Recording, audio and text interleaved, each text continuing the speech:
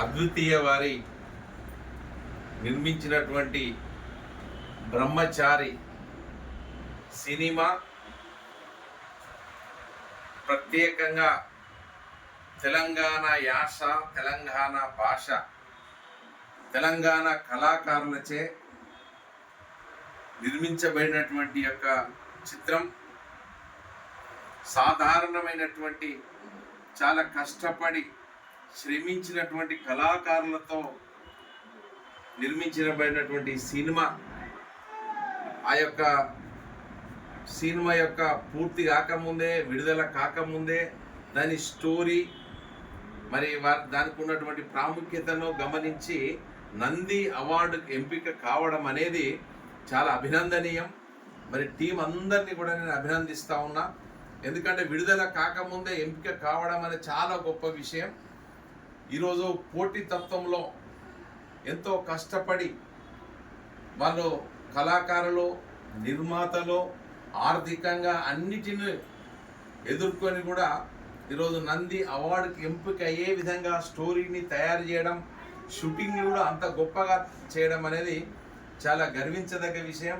దానిలో ప్రధానంగా ఎక్కువ మన కరీంనగర్ గడ్డ మీదనే ఇక్కడ ఉన్నటువంటి కళాకారులు మరి ఉండడం అనేది కరీంనగర్ ఉమ్మడి జిల్లాకే గర్వకారణం.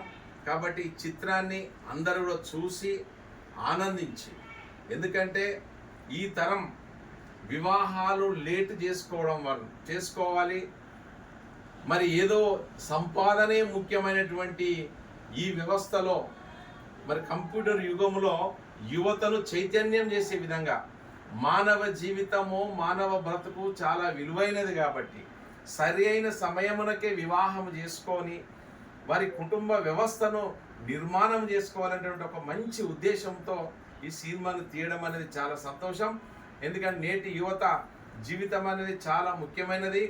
సరి అయిన టైంకి వివాహం చేసుకోవాలి, సరి అయిన టైంకు ఆర్థికంగా ఎదిగి రాబోయేటువంటి తరాలకు ఆదర్శంగా ఉండాలంటే ఒక మంచి అర్థవంతమైనటువంటి సినిమా నిర్మించడం అనేది చాలా సంతోషం. మరి ఈ యొక్క చిత్రం ఎవరైతే కష్టపడ్డారో కళాకారులకు, నిర్మాతకు, ప్రొడ్యూసర్లకు, కెమెరామెన్లకు అందరికి కూడా, డైరెక్టర్ గారికి అందరికి కూడా నా హృదయపూర్వకమైన కృతజ్ఞతలు, అభినందనలు తెలియజేస్తూ ప్రేక్షక లోకం కూడా అందరూ కూడా ఆదరించి ఆశీర్వదించాలని కూడా విజ్ఞప్తి చేస్తా ఉన్నాను.